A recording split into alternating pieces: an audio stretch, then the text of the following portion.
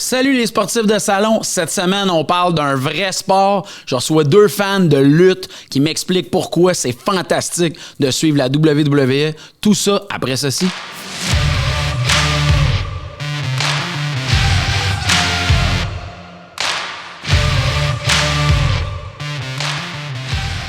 Bienvenue au Sportcaster! Yeah! Hey, cette semaine, comme vous l'avez remarqué, je reçois 2 athlètes, 2 gars qui n'ont pas fait les Olympiques, mais qui connaissent très bien leur sport. Pierre-Luc Racine et Francis Frank Grenier. Merci de le mettre entre guillemets. Ça me fait plaisir. Non, mais je sais plus, t'es-tu Frank Grenier ou Francis? Comment toi t'aimes mieux ça? Même PL?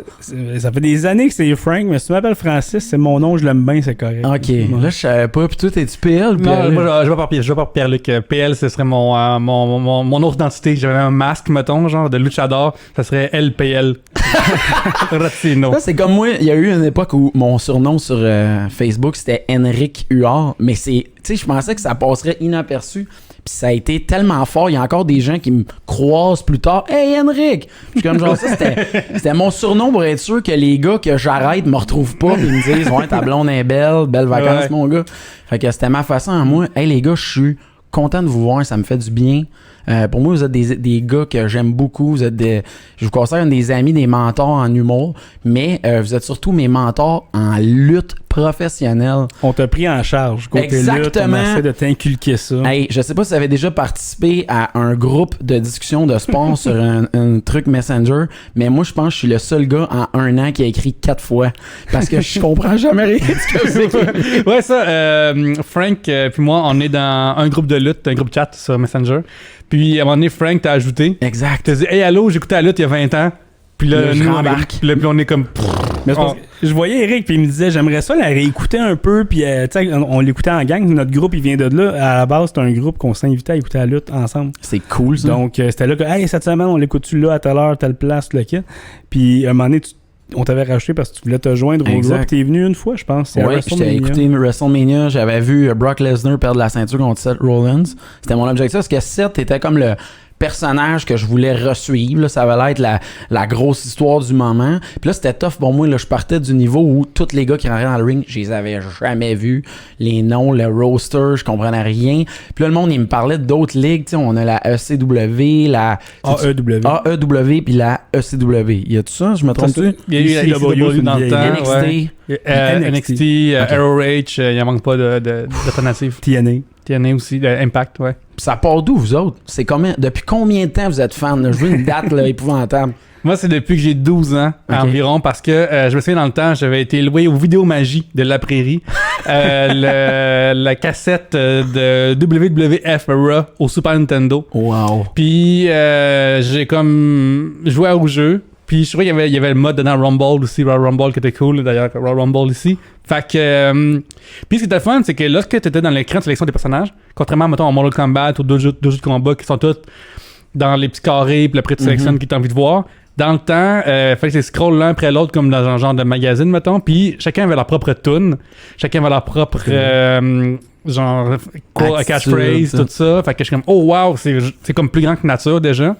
Et on m'apprenait que je pouvais voir ça à TSN ou à RDS le matin. Fait que je suis comme ben tabarouette, c'est ça que j'ai envie de voir. Fait que moi je suis tombé en lutte à cause d'un jeu vidéo essentiellement. Parce que je faisais tellement comme wow, je veux voir l'innovation, puis genre Bret Hart, puis Owen Hart, puis The Undertaker.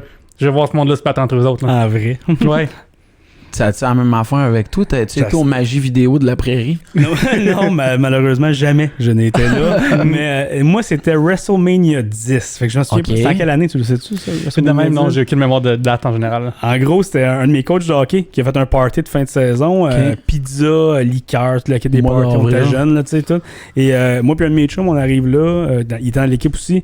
Et il a loué WrestleMania 10, puis c'est ça le party. On dit, OK. Et là, on écoute ça, puis on a capoté, là. C'était Macho Man qui a pendu Crush par les pieds. Parce que c'était un match spécial que pour gagner, c'est pas faire 1, 2, 3, c'est que faut que tu pètes tellement à l'autre que pendant comme 1 minute, je pense, il peut pas remonter dans le ring. Ah ouais? Fait que là, il était rendu backstage, puis il l'avait attaché par les pieds après un rack à linge. Il y avait l'histoire des frères Hart qui se dissociaient à ce moment-là. Quand on écoutait ça, des pré-ados, on capotait. Et là, un moment donné, on en reparlait. Après les semaines, puis à un moment donné, mon chum il arrive, il dit man, tu croiras pas, ça joue à la télé toutes les semaines. Wow! Quoi? Fait que là, gratuit, ouais, là, c'est sur ça. le câble. Fait qu'on a commencé à l'écouter un peu, on a commencé à jouer tous les jeux vidéo par la suite, puis écoute, on n'en manquait pas un. Tous les lundis, il venait chez nous. Chip Liqueur, pendant plusieurs années. Là. Puis toi, vous autres, ça a jamais lâché, vous avez pas eu de break, là. Oui, moi j'ai eu des breaks, parce que la lutte, même la bonne lutte, là, c'est 80% de la merde, mais le 20% est tellement vraiment bon que c'est renversant puis ça vaut la peine. OK. Puis il y a eu des périodes où est-ce que c'est devenu genre 98% ou 99% des fois, genre puis des fois ça prenait 100%. Fait qu'il y a eu des moments où j'ai lâché un peu là parce que genre aussi j'entrais au cégep ou à l'université, fait que j'avais moins le temps puis quand c'est pas intéressant Ce qui est drôle là, c'est que moi j'étais un peu une pute côté lutte parce que je l'ai jamais assumé que je trouvais ça cool. Tu sais genre ma blonde quand elle me surprenait écouter la lutte là, j'étais genre je changeais de poste tout de suite, là. C'est comme si j'écoutais un film porno. Je veux dire, moi, je suis un fan, je trouve qu'on a connu la meilleure époque, fin 90, début 2000. Pour moi, c'est ça, la lutte, les Undertaker, Stone Cold Steve Austin, les grosses rivalités. Puis The là, Rock, oublie pas The Rock, c'est vrai. Il y avait, tu sais, comme, toi, c'est drôle, ce que je pense, toi, t'es The Rock, t'es... Moi, je suis The Rock et Stone Cold. Ok, moi, je suis Stone Cold, c'est ça. Moi, je suis vendu Stone Cold. Mais si tu me demandes de choisir, c'est The Rock, c'est sûr. Ouais, c'est ça, je me doutais, mais tu sais, nous autres, on a tout le temps été, toi, t'es Peyton Manning, moi, je suis Tom Brady. On pouvait pas s'entendre, on n'avait pas le droit, mais... On pas se déballer parce que... mais même Frank, il est The Rock tout le temps. Dans le sens que genre son temps préféré c'est The Rock. Comme j'écoute tous ces films, là, je manque rien. Là, il vient d'acheter la XFL. Fait que je vais être obligé d'écouter la XFL. Là, c'est vraiment drôle ça. Moi la lutte, ben c'est ça, c'est l'idée de dire que j'essaie même pas de comprendre pourquoi j'ai arrêté de l'écouter, mais moi aussi, il y a eu une passe où il y avait de la misère à me surprendre. Puis je pense que les fans de cette époque-là, on a tellement connu des affaires flyées que là, les scénaristes, je sais pas comment ça fonctionne, les histoires, comment ça se construit. On dirait qu'ils sont rendus ailleurs. C'est beaucoup plus basé sur le combat. Les femmes sont arrivées beaucoup dans tout ça. Il y a eu des nouveaux athlètes qui deviennent des rising stars. Mais moi, jusqu'à la période de Stone Cold, Triple H, c'était ça la fin de la lutte pour moi. Puis là, je rembarque. Là. Mais c'est un peu là que j'ai décroché le Attitude Era. Je pense que quand on l'écoutait dans ce temps-là, avec toute cette gang-là, puis là, il y avait la WCW, qui avait la NWO dedans.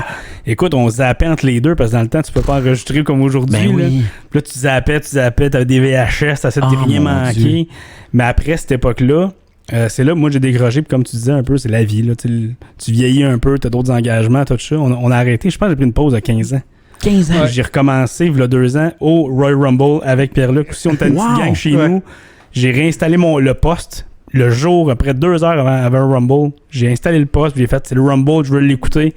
Puis ça m'a raccroché. J'ai pas manqué un Raw ou un SmackDown depuis 2 ans. Une des forces de Tout de Raw, je trouve. J'écris d'ailleurs pour Balcube sur la lutte. Fait que j'ai fait un article de 5 affaires que j'aime de Tout de Raw, 5 affaires qui me fait cringer encore. Mais une affaire qui est vraiment forte de cette époque-là, c'est que tout le monde sur la carte avait un personnage puis une histoire.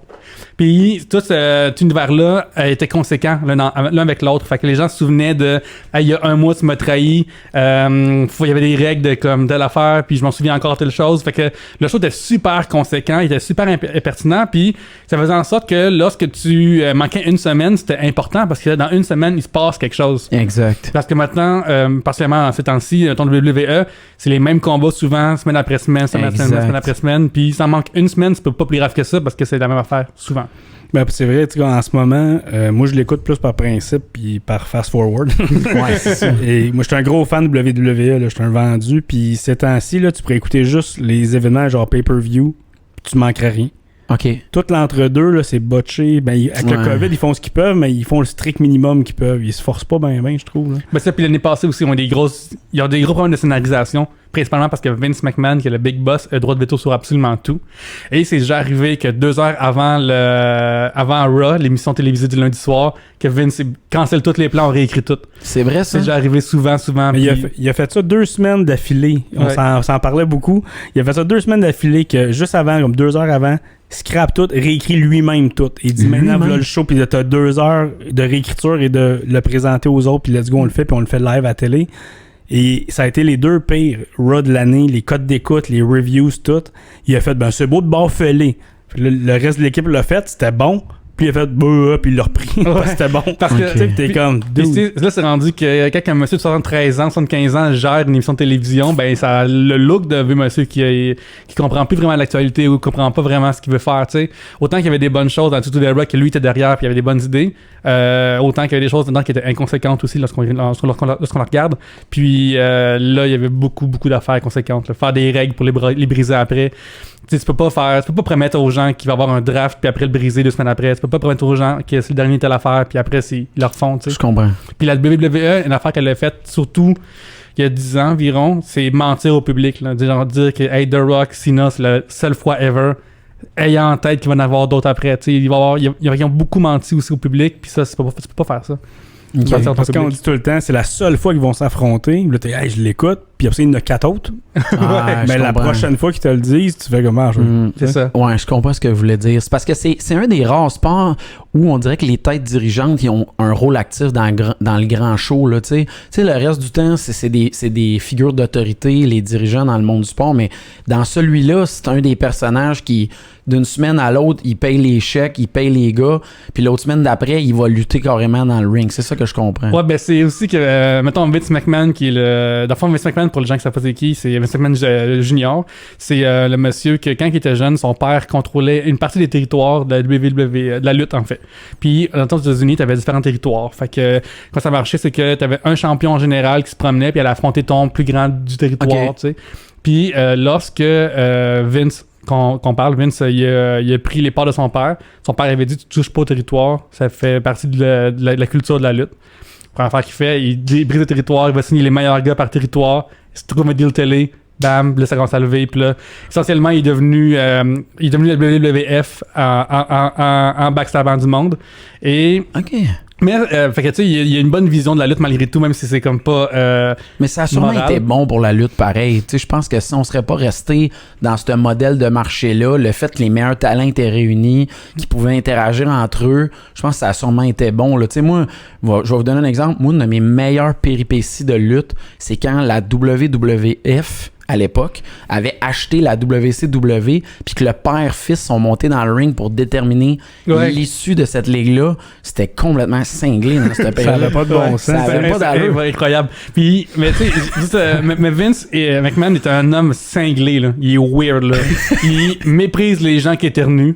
En ce moment, pas mal tout le monde. Ouais, c'est ça. En tant que COVID, il capote. Non, mais parce que comme quand t'es, il est très très genre être un homme, c'est un homme là. Fait que quand t'es un homme qui éternue, ben t'es pas en contrôle, fait que t'es méprisable là. Genre c'est vraiment weird là. Il aime pas les gens qui hochent la tête. Il y a plein d'affaires bizarres dans même dans sa façon de penser. Fait que on se ramasse avec un produit des fois télévision qui est biaisé par un vieux monsieur weird qui a des ambitions étranges puis qui veut tout le temps faire qui essaie à plusieurs reprises à la télévision de mettre des angles d'inceste là. Genre, c'est vrai en plus. Puis lui, moi je suis quand même un fan de ce qu'il a fait en général, pas de l'homme vraiment, mais du travail qu'il a fait en lutte, parce que tu sais la Attitude Era là, il a eu le guts de suivre ses instincts puis de faire des affaires, puis ça a marché, puis ça a été écœurant. Puis là, sa bataille avec la WCW aussi, c'était lui qui était au front là, puis il l'a gagné ce gars-là. Puis à cette époque-là, il a acheté la WCW, puis tout le monde faisait « Pourquoi tu l'achètes? » Dans le sens que c'est des lutteurs, puis c'est tout. Pourquoi tu achètes la ligue? Puis là, t'apprends après, il a acheté les archives pour faire un poste de télé, puis t'es comme « Ok, toi, tu sais ce que tu fais. » c'est bon businessman. Sauf que là, il est démodé, là, il est désuet, puis lui, c'est un gros fan d'humour, de pipi, caca, vomi. Il trippe là-dessus, ça le fait rire. Fait que c'est comme, t'écoutes la lutte d'un fois, là, pis c'est comme un film d'Adam Sandler. Tu dis, il est quand même bon le film, puis un moment donné, il y a quelqu'un qui se fait pisser dans la face, pis t'es comme, pourquoi? Je comprends. C'était quand même pas pire à date, Adam. Pourquoi t'as pissé dans la face du monsieur? C'est vrai qu'il y avait des affaires, là, tu sais, dans le temps de Goldust, que, tu sais, il tournait une roulette pour savoir son combat, ça va être quoi, pis là, tu sais, des affaires qui, il y avait des fois, je trouvais qu'il faisait, comme t'as dit, des coups de circuit, puis le combat d'après, j'étais là, mais qu'est-ce que c'est ça? Tu sais, c'est quoi cette affaire-là? Mais c'est une bonne manière de le dire, puis Pierre-Luc pourra peut-être builder là-dessus aussi, c'est que il a perdu l'attitude de frapper des circuits. Parce que dernièrement, il en a frappé une couple des circuits accidentels. Puis il les a tout scrappés après. Ouais, parce que c'est pas son choix. C'est un monsieur qui est extrêmement orgueilleux. Fait que si le public tripe sur un lutteur, comme ça arrive avec Daniel Bryan, Kofi Kingston, des choses comme ça, Zack Ryder, ben lui il est fâché parce que c'est pas ma décision à moi, fait qu'il va vous mettre dans la gorge qu'il est pas bon, il va le faire perdre. C'est weird là. C'est comme si gars de Marvel, tout le monde tripait sur Falcon dans Captain America, puis Il était comme non, Ouais, je c'est veux montrer qu'il y a de la merde. C'est la même chose avec Triple H qui est rendu son gendre, c'est tout Ouais. ça? Son gendre qui était impliqué dans la compagnie et il a bâti la NXT qui est une ligue de développement. Il a fait, on va faire une grosse place où est-ce que les lutteurs vont pouvoir venir s'entraîner, se perfectionner, se remettre en shape après des blessures aussi, c'est une belle place. Et il y a une salle là-dedans qui sert à tourner la NXT, qui est la ligue de développement. On va les mettre là avec du public locaux et c'est devenu tellement bon. C'est meilleur Ça que... joue à la télé, c'est rendu, il y a Raw, SmackDown et NXT au même niveau maintenant qu'avant c'était la ligue mineure, là, c'est rendu au même stade. Et Vince est toujours dans le déni que ça existe.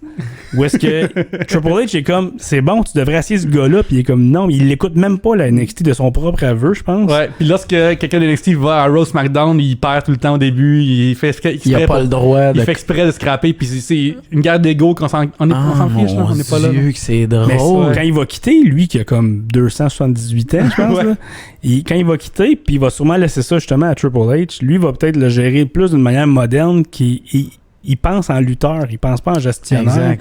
Puis c'est ça qui fait les meilleurs produits, comme la AEW, qui est une ligue alternative, a été montée par des lutteurs à la base. C'est hot, ça. Et dans cette ligue-là, moi j'étais un des sceptiques quand ça a commencé. Oui, je me souviens dans le temps, genre, dans le temps que j'avais parlé à Frank de la AEW, j'étais comme, hey Frank, là je nomme des noms que tu connais pas parce qu'ils sont du monde Ouais, je d'Indies. doute pas. Puis, je me comprends pas à quel point ça peut être cool d'avoir un projet alternatif, tu sais, puis t'en avais regardé les premiers pay-per-views ensemble, puis genre, c'est de la fucking folie tout le long. Puis là, je me suis là quand j'ai vu dire que tu vas dire maintenant, cette semaine dans le chatroom, j'ai fait comme, what? Qu'est-ce que c'est? À quel point que la WWE a échappé la balle pour que un converti comme toi? Ben, j'étais pas anti eux autres, j'étais vraiment sceptique parce que les têtes d'affiche qui étaient comme Cody Rhodes, que j'ai jamais trouvé bon, même à ce jour, là, c'est un des fois je le fast-forward ces matchs. J'apprécie pas ce qu'il fait. Là, okay. Ouais, je trouve qu'il essaye trop d'être cool, il essaye trop de dire, vous voyez comme je suis bon, puis il va se faire des stuns juste pour dire, check, j'ai fait des stuns. Tu sais, j'aime pas ce genre de monde-là. Même Chris Jericho, qui devenait une figure emblématique, j'ai toujours été un gros fan, mais il est rendu vieux, puis il est plus mobile. Puis je suis comme, ça va être votre tête d'affiche. Puis là, il arrive là, il est écœurant. Là. Moi, je l'adore, puis je suis comme, ok, il s'est renouvelé, le monsieur, là, puis il est écœurant. Là. Tu sais, une affaire que la WWE, par exemple, fait pas, c'est reconnaître la vérité ou les faits. Genre, c'est vraiment bizarre, mais la WWE, eux, ils ont leur propre network. Fait que ce qu'ils peuvent faire, c'est qu'ils peuvent faire des histoires, des histoires d'archives, raconter l'histoire. Puis là, dedans, c'est leur façon à eux de dire des choses, tu sais. Puis, fait qu'ils réécrivent l'histoire constamment. Fait qu'ils font pareil bien compagnie ou décident de faire. Mais Kim Jong-un de l'histoire, là. ouais, genre, quasiment. Puis l'affaire, c'est que puis même dans la vraie vie, tu sais, genre, si le public crie quelque chose, les annonceurs, c'est rare qu'ils vont le reconnaître, tu sais. Tandis que, mettons, la AEW, lorsqu'ils ont commencé à faire des choses en public, ben Jericho, il a comme dit, genre, il n'y a pas de public parce que j'ai tout banni, parce que t'as pas le droit d'avoir du monde ici, parce que je suis trop bon pour n'importe qui. Fait que, tu sais, ils ont trouvé une twist pour mettre ça dans l'histoire, qu'il y a une raison pour laquelle il y a personne. Une affaire que la WWE, il a jamais dit que le mot pandémie n'existe pas à la WWE en ce moment. C'est fou, Ren. Il faut faire max Ils ont accusé le COVID souvent verbalement dans la AEW, Ouais, puis ok. WWE dans le déni. Mais la AEW, comme je disais, qui était bâtie par des lutteurs, tous les lutteurs sont mis en évidence. Ah, ça, Tous c'est les cool. lutteurs, même ceux qui sont là pour perdre. Le gars, tu sais, le gars générique là, qui arrive avec juste un speedo puis Ouais, un ouais. nom comme Paul Striker. Là. Ouais. Tu sais, il arrive, il est comme. Tu sais, il est déjà dans le ring, il a même pas d'entrée puis il s'étire Ouais, avec la corde ouais. dans le coin. Là. Il y a un costume pas de couleur, là. Ouais. Même ce gars-là paraît bien dans ce ligue-là où est-ce que c'est on le sait tout fantastique. qu'il va perdre, mais un moment donné, il va avoir une pause parce qu'il va faire 2-3 moves. Hey, ça, c'est Et dans WWE, il va décider, toi, t'es bon, toi, t'es poche. Fait que lui, il va toujours battre lui. Lui, il fera même pas mal à lui ou à peine. Et Ouais. c'est plate. On aime ça. AEW, ce que j'aime, c'est que tout le monde peut gagner, Des tout le monde peut surprises. perdre. Fait que t'es toujours sur le qui-vive. Là. Ouais. Dans l'autre, là, tu sais tout le temps Ouais, qu'il va pas gagner mal, ces temps-ci. En tout cas. Surtout ces temps-ci, tu sais, Raw, je trouve que, comme t'as dit, il me semble qu'on a vu le même combat. Puis là, ça me fait rire quand ils font les highlights. Puis là, c'est écrit 2 months ago. Je suis comme, t'as raison de plus de skipper ça, les gars. Mais faut que je sois quand même, tu sais, je vais essayer d'être le plus indulgent possible parce que je trouve qu'en ce moment, peut-être qu'il y a des lutteurs qui n'ont pas voulu lutter, qu'on saura pas, des questions de santé. Je trouve que dans le contexte actuel, je félicite la lutte parce que moi, ça m'a, pour vrai, je vous le dis, gars, là, ça m'a presque sauvé la la vie, man. Parce que la lutte, j'avais plus de sport à la télévision, j'avais plus rien à écouter. Puis il y a du monde, il me disait, hey, écoute ça va te faire du bien. Puis pour vrai, j'écoutais la lutte, je voyais les nouveaux personnages, puis je voyais du monde, tu sais, des professionnels. Tu sais, on est des gars d'humour. On se présente à un show, il y a 8 personnes dans la salle, on fait quoi? On a un show à donner. C'est toi qui m'as appris ça? C'est la même affaire. Les gars de lutte, ils l'ont fait all the way pour ce monde-là. Il y a beaucoup de monde qui chialait sur le produit que la lutte offrait dans le confinement, puis moi, j'étais comme juste content qu'il y en ait. Hey, parce qu'il n'y avait rien d'autre. J'en revenais pas. Malgré ça, ils ont une période de transition, là, puis encore là, ils s'adaptent pas. Parce qu'ils prennent pour acquis qu'ils sont bons pour toujours. Mais la AEW encore, puis je suis pas en train de dire que, tu sais, laissez faire elle écouter ça, là. Mais en ce moment, là, sont bons puis sont drôles. Où est-ce que Chris Jericho, justement, il y a un groupe rock, fait qu'il chante sa propre tune d'entrée. C'est pas pendant qu'il rentre, mais c'est sa voix puis c'est lui qui chante. Puis toute la foule s'est mis à chanter avec lui. T'avais les stades complets qui chantaient sa tune, c'était écœurant. Il rentrait, il faisait rien, tout le monde chantait. Là, il y a le COVID. Et là, il y a plus de monde. Puis il y a des lutteurs qui allaient dans la foule puis qui chantaient sa tune pour faire ça. Puis c'est drôle où ils répondent aux commentateurs comme « Oh, c'est une passe difficile. Non! Ta gueule! » Fait que tu sais, ils ont utilisé plein d'affaires comme ça que la WWE a utilisé un peu par après, tout croche. Ouais, je comprends. En arrière de la POC, là, tu sais. Il y a bien une créativité, clairement. Parce que, tu sais, même la WWE, c'est pareil, une espèce de grosse machine. Tu sais, c'est une grosse machine. Ils ont leur édifice à Stanford, Connecticut, parce que ils ont tellement de branding à gérer. Ils ont plein d'émissions par rapport. Ils ont un network à gérer. Ils ont un brand. Ouais, c'est big. Fait que, tu sais, à travers tout ça, c'est tough de se concentrer sur une affaire. Parce que la AEW, ils n'ont pas 8000 produits à vendre en même temps, puis des figurines, puis des posters, puis des shops. La WWE, tout est sur Vince McMahon tout le temps. Ouais. La AEW, souvent, c'est les lutteurs qui arrivent avec des idées, puis il y a du monde qui sont là comme, OK, on le fait, OK, tweak-les ou on le fait pas. Mais souvent, ça part des lutteurs, tandis que l'autre, ça part d'en haut, puis le lutteur n'a rien à dire. Ce que je veux savoir, c'est exactement ça. Bon, si j'ai bien compris, la lutte, elle prend pas de congé. Ce que j'ai vu, c'est que la lutte, c'est à toutes les semaines, ça joue. Le lundi, on a Raw. Ouais. Le mercredi, on a NXT qui est le club école, puis AEW en même temps. Ouais. Puis le vendredi, on a SmackDown. Ouais. Puis là, la lutte, ce qu'ils ont fait, c'est quand vous avez parlé du draft, le repêchage, il y a des lutteurs qui se produisent exclusivement sur Raw, puis il y en a qui se produisent exclusivement sur SmackDown, qui sont tous les deux des produits de la WWE. Ouais, fait que c'est comme si, genre, c'est des ligues différentes. Carrément. Okay, carrément. Comme ça, ils se croisent pas, ils ont leur propre champion par équipe, leur propre champion féminine.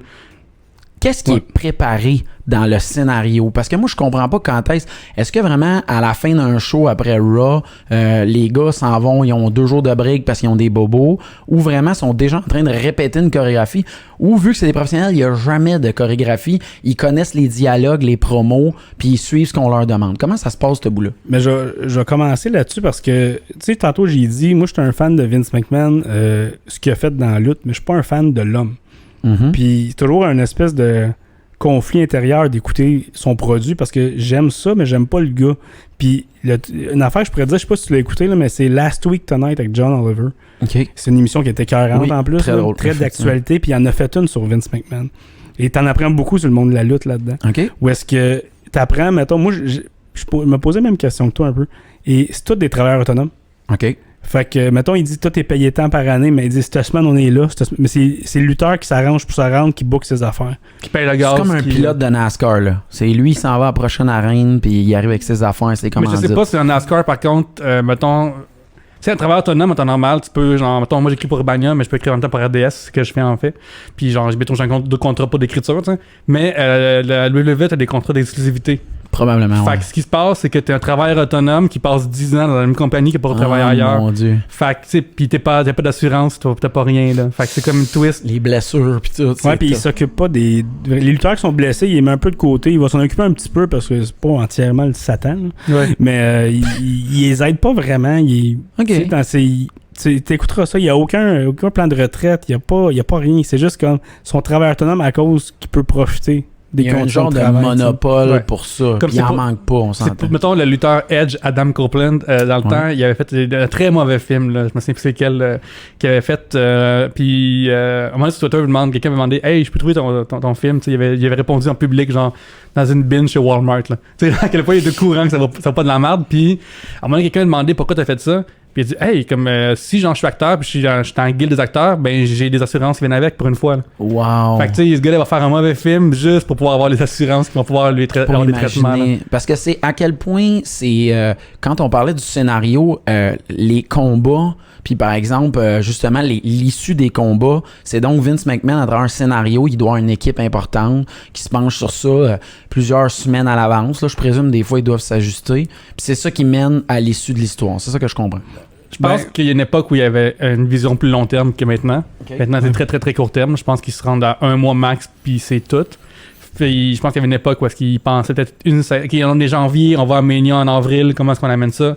Je pense qu'à cette heure, ils n'ont plus vraiment cette philosophie-là, puis cette façon de penser-là. Ils improvisent beaucoup. Hein. Ouais. Puis, c'est dur aussi d'écrire sur le long terme parce que tu sais pas qui va se blesser. Parce que même si la lutte c'est arrangé, c'est prédéterminé, on va dire. Quoi? C'est prédéterminé, Frank, c'est pas arrangé. Mais ça fait que c'est pareil, genre prendre des gars super lourds au bout de tes bras puis les sacrateurs de tes forces puis pas qu'ils se blessent pas, tu sais, c'est quand même moi c'est ça qui me dans la lutte, c'est ça qui me renverse le plus, c'est voir du monde faire des flips puis pas blesser personne, là. C'est impressionnant. Là. Il se lance sur du ciment des fois, puis comme tu t'es relevé. Moi, je serais couché là pendant 10 minutes. Puis moi, genre, je dors sur le divan faire une sieste, puis j'ai mal dans le cou en 3 jours. Exactement. Parce que moi, mon combat préféré de tous les temps, c'est TLC 2. Le Tables, Ladder and Chair, là, c'était le combat Edge Christian pour la ceinture avec les Hardy Boys puis les Dudley Boys. Puis je sais pas comment ils ont fait pour survivre à ce combat-là. J'ai aucune idée comme qu'est-ce que les boss ont dit. Genre, tu sais, faut m'en il y en a un qui saute du haut du ring sur l'échelle, c'est étable, tu sais. C'est impensable. Imagine tout ça sans sécurité d'emploi, sans plan de retraite, sans d'assurance maladie ou n'importe quoi. Mankind et compagnie, que ça passe à travers les cages. Mais c'est tous des crinqués, là. Je dis pas ça négativement. Là. Même les lutteurs, mettons, moi j'ai des amis lutteurs dans la lutte du Québec, là, la scène indépendante, puis c'est tous des crinqués. Ils sont même pas payés, eux autres. T'sais, ils ont des jobs, puis le samedi soir, ils s'en vont se taper sa gueule, puis se lancer dans les chaises. Puis ils s'en vont à la job. Moi, j'ai un peu mal au dos, là, tu sais. Puis c'est des crinqués, ils aiment ça vraiment. Okay, je pense vraiment une adrénaline. Il a abusé de ça un peu. Puis pour répondre à ta question, souvent, ce que je me suis fait dire, en tout cas, là, c'est que les lutteurs, c'est un peu comme nous autres avec les pacings en humour. Ou est-ce qu'ils vont se parler en disant OK, on fait ça, ça, ça, après ça va être à toi, tu vas faire ça, ça. Fait que c'est comme un pacing de séquence. Okay. Mais des fois, mettons, on se dit dans cette séquence-là, je te fais ces 3 moves-là, puis ces 3 moves-là vont durer, je sais pas, 1 minute, mais il faut que je te tabasse pendant 3-4. OK. Mais tout le tabassage n'est pas arrangé. Okay. Ils se font confiance, puis ils suivent. Tu sais, mettons, c'est toi qui lead parce que tu me sacs une rince, là. Ben, je vais suivre ce que tu fais. Puis là, mettons, il te frappe, il te met dans le coin, il t'étrangle, il te met à terre prise. Tu fais juste, tu réagis, puis à un moment donné, il fait ses moves, puis à un moment donné, soit l'autre lutteur, soit toi, tu le sais, ou même des fois, c'est l'arbitre qui vont dire ce qui se passe, parce que les arbitres servent beaucoup à communiquer. OK. Puis ils vont dire, OK, là, on est rendu à la phase 2, mettons. Puis la phase 2, c'est moi qui se fâche, puis qui réplique. Ben là, l'autre va se laisser faire. Puis c'est vraiment du donnant-donnant comme ça. Puis c'est vraiment des séquences puis des pacings comme nous autres, nos jokes. Puis on peut des fois aussi les voir parler entre eux autres, là. Notamment dans les coins. Genre, tu peux les voir, mettons, il va prendre dans le coin, puis il va mettre la tête dessus, puis ou des fois, genre, dans une prise, mettons, du sommeil, ben, tu vas les voir parler parce que. Mais à l'époque, il y avait des cheveux longs à cause de ça. Il y avait des cheveux longs, fait que tu les voyais pas se parler. Ah, wow! Ouais. C'est un fun fact, ça. C'est vraiment hot. Mais tu vois, comme, mettons, Macho Man Randy Savage, lui, il aimait que tout était planifié, là. Fait que, mettons, son combat à WrestleMania 3, que beaucoup de monde parle encore aujourd'hui, parce qu'il était, pour l'époque, super athlétique, impressionnant, half-flying. Genre, lui, c'est comme répéter une danse, là, rendu là. Okay. C'est plus proche de ça que de la lutte. Ben, puis ça va venu même aussi récemment dans certains combats, puis que les gens, ils sont comme, mais pas de la lutte, parce que c'est trop planifié. Ouais, je comprends. Ça, c'est revenu récemment aussi. Qu'est-ce qui vous charme là-dedans tant que ça? Qu'est-ce qui fait que la lutte, toi, à chaque semaine, t'es séduit par ton propre sport, là? Ben, c'est parce qu'il y a tellement de personnages, de lutteurs, tout. Moi, j'adore. Moi, c'est comme mon soap, là. Moi, la lutte, j'appelle ça d'un soap pour immature, là. C'est comme l'auberge du chien noir, mais au lieu de bouder dos à la caméra, là, ben, il se garoche d'une chaise. C'est juste ça. Moi, je le vois de même. C'est mon émission que j'écoute. Je suis les rebondissements. Puis, il y a plein de lutteurs dans lesquels je suis investi que j'aime beaucoup. Okay. D'autres que j'aime pas, que je vais même avancer des matchs. C'est comme... C'est très personnel pour tout le monde qui l'écoute. Des fois, il y en a un que j'adore, que lui haït. Là. Ouais. Ça, c'est cool. Ouais, puis genre, moi, ce que j'aime beaucoup de la lutte, c'est l'élément plus grand que nature, mais en vrai. Ouais. Tu sais, parce que, mettons, quand t'es jeune, puis tu regardes, mettons, les G.I. Joe, ou les Tortues Ninja, ou Transformers, ben, tu sais, c'est le fun parce que c'est réaliste, mais c'est tous des bonhommes. Parce que là, t'as quelqu'un qui arrive, puis qu'il y a un masque, puis il décide que lui, c'est un alter ego de quelqu'un d'autre qui a un alter ego de, c'est un personnage d'animateur d'émission pour enfants, là. Fait que c'est ça qu'on a en ce moment où t'as comme... moi, j'aime vraiment, en gros, les affaires qui devraient pas arriver, là. OK. J'aime vraiment ça, comme les personnages flyés, weird...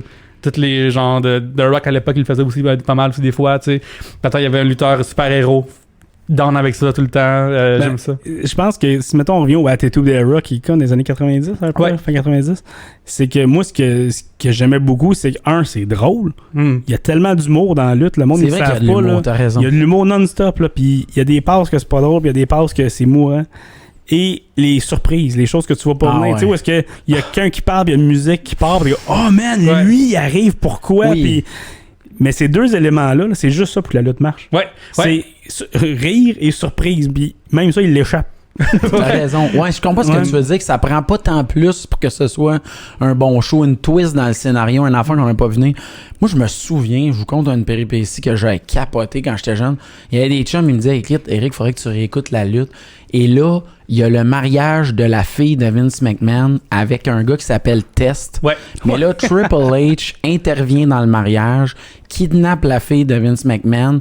Je pense qu'il avait engagé un hypnotiseur ou un gars pour l'hypnotiser. Puis elle a switché de bord, elle aimait plus Test, elle aimait Triple H. Puis là, le mariage de l'autre est fucké. Puis là, les combats s'en suivent. Il l'a même drogué.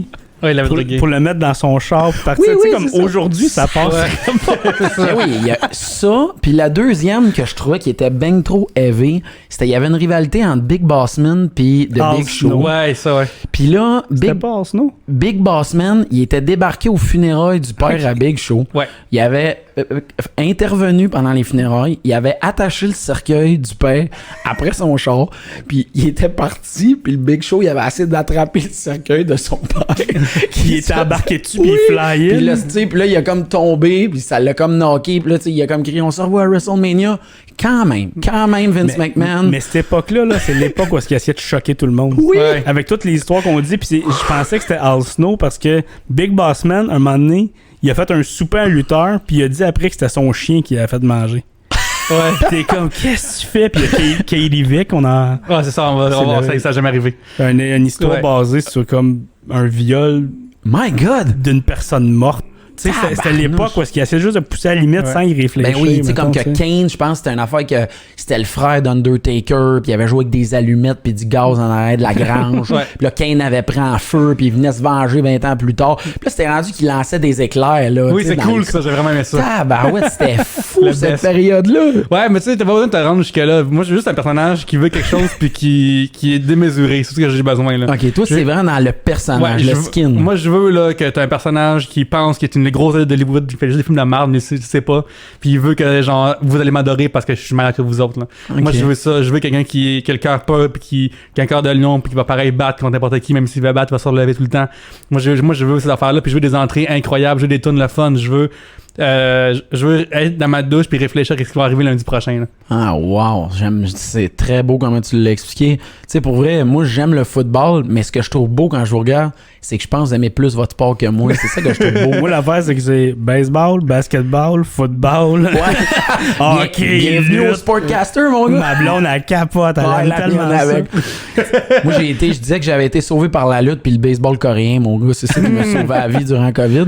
Mais honnêtement, là, qu'est-ce qu'il faut surveiller en ce moment dans la lutte? Quelqu'un là qui se met à l'écouter présentement, c'est quoi les changements qui ont pu opérer puis qui méritent notre attention ou qui sont intéressants? Je sais même pas si c'est genre... Ça va être bizarre à dire, là, mais je sais pas si c'est le meilleur moment pour s'y mettre, dans le sens que c'est le meilleur moment pour regarder une vieille histoire, mettons, tu sais, comme des fois les comic books, qu'on n'est pas dans la bonne période, mais regarde la run de Michael Bendis à la place de l'affaire, tu sais. Fait qu'on est plus dans une période de comme... Regarde la lutte, mais regarde la vieille lutte. Demande à un ami de dire comme qu'est-ce que t'as envie de voir, puis te montrer un gala de lutte ou un Rumble pour avoir une opinion de tout le monde. C'est ce que j'ai en ce moment. Ben, en ce moment, mettons, tu me dis, c'est quoi le conseil? Je dirais, puis c'est plate, j'aime pas ça dire ça, c'est écoute la AEW. Ou est-ce que les autres, c'est vraiment des matchs, il y a des moves, il y a vraiment de quoi. La WWE, ces temps-ci, c'est vraiment mauvais. C'est pas très bon. Mais c'est cyclique. Pierre-Luc disait ça tantôt, c'est très cyclique. Là, c'est vraiment un creux de vague. L'autre ligue, malgré le COVID, fait une bonne job, c'est divertissant, c'est des bons combats, c'est le fun. Ils sont simples aussi, dans le sens que même, tu sais, eux, ils ont une petite histoire, une trame narrative, mais pas complexe tant que ça.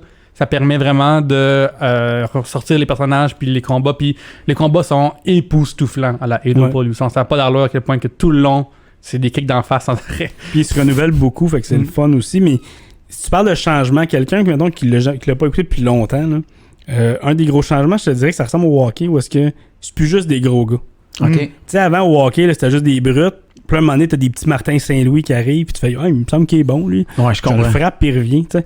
Puis la lutte, ça a été ça. C'était tous les gros jambons musclés, même pas capable de rentrer dans le ring entre les cordes. Ouais. Puis aujourd'hui, il y en a plein qui sont petits, même il y en a, tu sais, Marco Stunt, à la AEW, il est quoi, il est 5 pieds, là. Ouais, puis il lutte, puis est-ce que les petits sont capables d'être bons, là? De donner un bon show. Ce qui fait que ça change beaucoup le produit, puis ça permet beaucoup un autre registre de spectacle. Puis même les beefs sont agiles. Ouais. Tu sais, genre Keith Lee, ou récemment Rusev, tu sais, genre t'as des gros beefs comme... Luchasaurus. Ouais. T'as un lutteur dinosaure à la AEW. J'adore. J'aime ça, moi, genre d'affaire la même. Moi, c'est le genre d'affaire qui m'attire. Il est comme 6 pieds 7, c'est Luchasaurus, puis il fait des flips. Ouais, c'est fou, là. Fait que, tu sais, à ça, ils sont vraiment rendus tout athlétiques, là. Tu sais, en général, il existe Bobby Lashley, mais à part ça, ils sont tous bons, là. Mais dans le fond, ça veut dire que le niveau des lutteurs, au niveau du spectacle de lutte, ça s'est amélioré. C'est quelque chose qui est plus fort. Ça n'a pas de sens. Genre, si tu prends, mettons, un vieux match Hulk Hogan contre Ultimate Warrior, puis tu regardes même un match ordinaire aujourd'hui, c'est même pas le même rythme, c'est même pas la même vitesse, c'est même pas la... Avant, c'était coup de poing, coup de pied, finisher. Ouais, c'est vrai. C'était ça. À Star, c'est des moves. Là. C'est de la stratégie dans le ring. Moi, j'ai un gros fan de Bret Hart. Oui. Puis c'était le fun de Bret Hart où est-ce que il targetait ta jambe puis elle lâchait pas pendant le match. C'est drôle. Tu vois, le gars, il y a une stratégie, c'est le fun. Puis des fois, il y a ça des lutteurs stratégiques, il y a des lutteurs qui sont plus instinctifs, mais c'est un autre game comparativement. C'est drôle que tu nommes ça, parce que moi, je trouve que la job la plus dure au monde, là, quand je regarde du sport, c'est les gars qui commentent la lutte. Puis que, tu sais, il faut qu'ils amènent cette dimension-là, comme si c'était réel, tu sais, du genre, là, comme, tu sais, je me souviens, tu nommes Bret Hart, là, qui, tu sais, il se battait contre Goldberg, disait, ouf, Goldberg, demain, il sera pas facile de marcher, il va pas conduire sa voiture tout seul. Tu sais, des commentaires que tu dis, ouais, mais tu sais, pas tout à fait, mais il y a cette dimension-là que tout. Moi, ce que je trouve beau, c'est ça de la lutte, c'est du début à la fin, tout le monde fait partie de l'expérience, que c'est réel, que ce qui se passe sous nos yeux, on y va au maximum. Puis je pense même qu'il y a longtemps, on dit aujourd'hui encore le tabou que c'est prédéterminé, mais il y a eu une époque où il y a des gens qui croyaient que c'était real la lutte. Puis même encore aujourd'hui, je pense qu'il y en a qui croient que c'est encore vrai.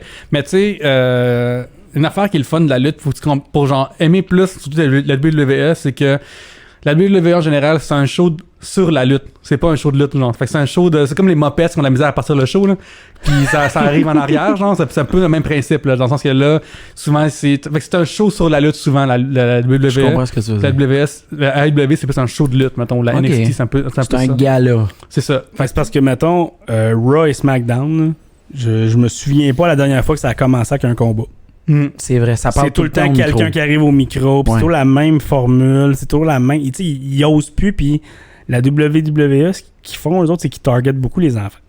OK. Ils voient leur longévité à travers les jeunes, ce qui est pas fou non plus comme stratégie, mais c'est parce qu'à un moment donné, des buzz, dans le sens que John Cena ne perdait jamais pendant 10 ans. Parce que quand il perd, ils ont remarqué qu'il vend moins de marchandises. Ouais, c'est ça, la business prend un impact. Tandis que dans l'autre ligue, on va faire le meilleur combat possible, puis il arrivera ce qui arrive, tu sais, puis la vérité est peut-être entre les deux. Mais ça nuit à l'histoire d'avoir un super-héros parce que un surhomme, parce que une bonne histoire de lutte, comme une bonne histoire de film en général, c'est quelqu'un qui bat contre l'adversité, quelqu'un qui se bat contre les défis. Fait que quand t'es au top, c'est pour ça que genre des fois les gens comprennent peut-être pas Superman parce qu'il est trop fort puis ils comprennent pas l'intérêt. Puis ça c'est une affaire quand on en a parlé, mais Vince il veut tout le temps recréer Hulk Hogan. Là. Fait que, mettons, genre, autant que t'es fun que de temps, si tu regardes, mettons, Stone Cold, là, il est invincible. Nous, ça donnait parce qu'il fait des fingers, puis il fait des stunners, puis il boit de la bière, fait qu'on le voyait pas, là, mais il était invincible. Mais c'est pas vrai, à cette époque-là, là, il était comme 4-5 vedettes qui pouvaient tous se battre entre eux autres, mais tu perds contre personne d'autre. C'est ça. Oui, c'est ça. En ce moment, il y a 3 invincibles, je pense. Tu me diras si j'en oublie, là. Il y a Roman Reigns, qui est invincible. T'as Charlotte Flair, qui perd jamais, puis t'as Braun Strowman. Ouais. C'est vrai. C'est 3, mais comment tu fais pour aimer un lutteur qui perd jamais? Ouais, je comprends. Tu peux pas rely dans ces difficultés. Ça peut pas. Tu sais, moi, je me souviens que quand j'avais écouté WrestleMania, à un moment donné, l'événement est arrivé que c'était Stone Cold contre The Rock. Puis, tu sais, là, il y avait c'était à la fois où il y avait une grosse division, là. C'était Yankees Red Sox, là. Tout le monde, t'avais ton camp, puis tout le kit. Puis, tu sais, pour justement garder cette aura-là, Stone Cold avait gagné, mais dans la controverse où, tu sais, Vince McMahon est intervenu avec la chaise pis tout. Fait que ça avait rendu ça quand même un peu... il l'a pas vraiment battu. Tu sais, la victoire avec l'astérix, là, tu sais. Ça, c'est drôle que tu dis ça, parce que t'écoutes la lutte ces temps-ci. C'est que ça, là. Oui, c'est que ça. Ou est-ce que... Il y a un moment donné, il y a quelqu'un qui me l'a fait remarquer, puis je vois juste ça à cette heure, là. Je pense que c'est peut-être toi. Mais tous les matchs où à peu près se finissent par des roulades. Ouais. Où est-ce que la personne te pointe par en arrière, te colle à 1, 2, 3, puis il a volé une victoire. Ouais. Tandis que la AEW, ça finit pas mal tout le temps avec des gros moves, puis quelqu'un qui pine quelqu'un. OK. Puis qui abandonne. Puis ça fait que les victoires sont non seulement décisives, mais le perdant paraît bien. Tu sais, genre, si ça passe proche, là, c'est pas arrivé. Il s'est pas fait battre. Il s'est fait battre, mais glorieusement. C'est là. ça, je comprends. Non, il s'est pas fait battre, il a perdu. C'est ça. Il a perdu. Ouais. Mais le lutteur, il en ressort gagnant de sa défaite, tandis que de l'autre bord, il y a personne qui sort gagnant. Même le gagnant, tu fais comme... Ouais, c'est comme genre un statu quo éternel. Là. Ouais, puis je peux pas croire qu'il y a personne qui remarque ça là-bas, ou peut-être qu'il y a personne qui peut rien faire aussi là-bas. Tu sais, tantôt on parlait de Roman Reigns qui était invincible, puis on parlait de Vince McMahon. C'est déjà arrivé des fois parce que maintenant même avec John Cena, qu'il est trop fort. Fait que le public crie et hurle des Roman Reigns puis des affaires dans la même. Puis c'est rendu qu'à la télévision, il a fallu qu'il baisse le volume du public. Fait que pour pas qu'on entende les U. Puis genre, mettons, c'est arrivé souvent même que Roman Reigns a gagné un Rumble, puis le monde criait bullshit, refund, d'affaires dans la même. Puis Roman Reigns, c'est vrai, parce que dans cette période-là, mettons, t'entendais la foule tout le temps, tu sais. Puis là, la tune de Roman Reigns partait, puis t'entendais la foule, t'entendais juste comme pop-pum, pop-pum, pop-pum, la tune de Roman Reigns, mais le public l'entendait plus. Parce qu'il voulait... Ouais, fait que tu sais, genre, tout le monde leur dit, puis Vince McMahon, quand on en a parlé, c'est un gros ego. Qui veut, il tient à son lui enfant. dit vous l'aimez pas, vous l'aimer pareil malgré tout.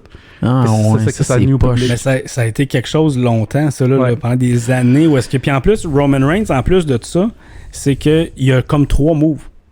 Il fait juste 3 moves. Tout le long, il mange une taloche, puis à un moment donné, il se réveille, puis il fait son espèce de coup de poing Superman, il le fait comme 18 fois, il spear, puis c'est fini. Puis t'es comme, mais pourquoi? Le gars, il est athlétique, puis de temps en temps, très rarement, il te sort un move, puis tu fais, il est bien hot, ce move-là. Pourquoi il en fait pas? Lui, il écoute le plan. Mais c'est pas lui qui décide. Je comprends. La WWE versus l'autre ligue, c'est que la WWE souvent va faire toi t'as ce move-là, toi tu fais ça, puis ils vont dire tu fais rien d'autre. OK. Fait que t'es comme limité. Puis moi, personnellement, ce que j'aime, c'est les lutteurs qui se battent et qu'à travers ça sortent des moves récurrents. Ben oui. Tu sais, où est-ce que c'est pas juste comme bon, viens ici, je te fais mes 5 moves, puis c'est fini. Tu sais, on les voit venir, on le sait, c'est poche, puis j'appelle ça des lutteurs qui roulent leurs moves. C'est comme bon, on commence. Ouais, lui tourne de la même manière, dans le même ordre. Puis ça arrive souvent à Raw ces temps-ci. Là. Mais en fait, ça, c'est aussi une technique parce que la WWE, les lutteurs sont sur la route constamment. Okay. Fait que ça veut dire qu'ils peuvent pas prendre autant de chances que la AEW avec leur corps. Fait qu'il faut qu'ils luttent safe, il faut qu'ils luttent d'une certaine façon. Et comme... C'est intéressant. Fait que tu sais, parce que s'ils se blessent, ils perdent beaucoup d'argent parce qu'ils ont plus de à l'écran. Fait qu'ils vont préférer faire ça que faire plein de flips et plein de risques comme ils prennent de l'autre bord. Souvent, c'est les gentils qui sont de même, par exemple. Ouais. Okay. Parce que les méchants, ils ont plus de latitude. Exemple, Seth Rollins, que tu nommais tantôt, quand il était gentil, là, dans l'époque où il battait Brock Lesnar, là, c'était la même chose constamment. C'était tout le temps, il mange une taloche, puis à un moment donné, il va mettre l'autre à terre, sauter dessus dehors, re-rentrer, re-sauter dessus dehors. L'autre va se ramasser dans le coin un moment donné, il va courir, là, il va se faire pousser à terre, il va remonter, il va y faire une souplex, puis le remonter en Falcon Arrow, une autre sorte de souplex. C'est les mêmes moves constamment. On pouvait dire la séquence en même temps qu'il a fait. Okay. Il va faire ça après. Mais là, il est rendu méchant avec la gimmick du Monday Night Messiah qui est vraiment cool. Il crève des yeux. Il crève des yeux, mais c'est rendu hardcore, mais c'est un autre personnage, puis c'est vraiment... je le trouve super intéressant, puis c'est le fun, il bâtit son équipe, puis... Mais là, il est méchant. Là, il fait ce qu'il veut. Moi, je trouve que... Est-ce qu'on voit encore de la politique dans les stories? Je m'explique, là. Tu sais, il y a eu une époque où, genre, Iron Sheik, il allait affronter Hulk Hogan. Puis là, il était présenté comme un gars, tu sais, du golf, là, tu sais, puis tout. Puis un terroriste, là, qui voulait nous enlever nos libertés. Puis, tu sais, à un moment donné aussi, il y a eu plein de gimmicks d'histoires de même. Moi, Stone Cold, je considère que pourquoi il a risé le plus, c'est que l'histoire, c'était le travailleur versus son employeur. Ouais, c'est ça. Puis de dire que non, tu vas te plier aux règles. Puis là, il arrivait avec son truck, buvait de la bière sur la job. Il s'en foutait bien raide. Puis là, c'était ça le rapport au pouvoir. Moi, c'est ça que je trouve dans l'histoire que j'aimais le plus. Mon Dieu, là, moi, je me disais, ben là, check ça, là, lui ici, c'est un syndicaliste, là, il essaie de se refaire. C'est drôle parce qu'ils ont voulu refaire des Stone Cold avec du monde qui n'avait pas d'affaire à faire des Stone Cold. Okay. Comme par exemple, mettons, l'année passée, il y avait une lutteuse qui s'appelle Becky Lynch Oui, Puis elle voulait juste se battre. Genre, moi, je pétais genre contre Ronda Rousey à l'époque. Puis c'est juste l'histoire. Puis là, on a décidé de refaire un Stone Cold, fait que ramener une autorité dans sa face, la bannir, la suspendre, puis genre tout ça pour refaire un Stone Cold. Ben oui, vas-y. Excusez-moi, gars, je suis pris dans mon T'es dans les écouteur, cordes. là, j'y arrive pas. Écoute, imagine si t'es lutteur, t'es pris dans une corde seulement, les autres, on a pas ce que tu. Fait que tu sais, Tu t'es fait lancer dans la troisième corde. ouais. Bon. Fait que des fois, il a aussi de le refaire, même si c'était inapproprié ou c'est pas le bon moment de faire ça. Ben en fait, Becky Lynch est devenue un Stone Cold. Ouais, c'est ça. À un moment donné, Par accident. c'est ça, par accident. Puis là, lorsqu'il est devenu Stone Cold, là, ils l'ont forcé à faire des Stone Cold Ouais. shit. C'est que Becky Lynch, c'est une lutteur qui était considérée gentille et que tout le monde aimait bien, mais elle perdait souvent, puis elle n'a pas été championne pendant vraiment Il longtemps. était fade un puis- peu. Ouais, puis le monde l'encourageait encore, puis tout le kit, puis à un moment donné, tout le monde avait hâte qu'elle veille méchante. Parce que ça arrive, t'es gentil jusqu'à temps que t'es méchant, puis t'es méchant jusqu'à temps que t'es gentil. C'est ça, la Ça lutte, me là. fait rire. Puis Et- juste ouais. pour couper 4 secondes, c'est que l'affaire à la WWE en ce moment, c'est que les gentils sont jamais intenses. OK. Ils sont tout le temps comme, hey, on va se battre, puis 1, 2, 3, hey, c'est tout le monde en partie. Fait que ça enlève un genre de rawness derrière. Ils sont pas dominants dans leur attitude. Non, que tu c'est veux ça. dire. Ben, elle l'était. Ok. Elle est devenue comme Stone Cold parce qu'elle était trop gentille, puis un moment donné, elle a snappé. Puis sa grande amie Charlotte Flair, elle l'a trahi, elle a commencé à la varger. Puis c'est rien de gros, là. Elle l'a juste vargé, puis elle est partie. Le monde a tellement cheeré, puis les autres, elle est devenue une méchante que les gens applaudissent, comme The Rock, comme Ouais. Stone Cold, comme ce gang-là. Ouais. Et c'était écœurant. Moi je trippe pas Becky Lynch en général. Là, je trippais Becky Lynch. Elle était Ok, cool. écœurante. Je l'écoutais à cause d'elle, rendu là. C'est vraiment intéressant. C'est Un peu gros. l'anti-héros, là. Puis ils l'ont chié. Parce qu'ils ont essayé, comme Pierre-Luc dit, de faire. Là, on va mettre l'autorité devant elle, puis elle va dire non, je vous écoute pas. Puis c'est de la même chose. Puis ils l'ont vraiment atténué jusqu'au minimum possible. T'es comme, tu l'avais, là.